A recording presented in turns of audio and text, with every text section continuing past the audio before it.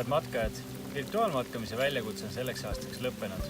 Käes on sügis ja ilmadki enam ei soosi võib-olla nii väga matkamist. Aga mina jätkan oma matkateed. Teie matkamistulemused on meil teada. Ühtekokku koguti 34 065 kilomeetrit. Matka väljakutse võttis vastu enam kui 400 Noorkotkas kodutütarte noortejuhti. Enam kui 250 kilomeetrit jalgsi matkamist väljakutse käigus kogus 14 inimest, kelle nimed ilmuvad siia.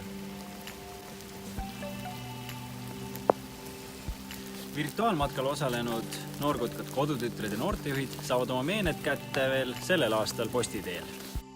Head matkajad, teie matkarajad ootavad teid endiselt. Olge valmis võtma ka järgnevatel aastatel uusi väljakutseid vastu ja kohtume juba järgmistel matkamistel. Aga mina lähen nüüd edasi oma matkateed mööda.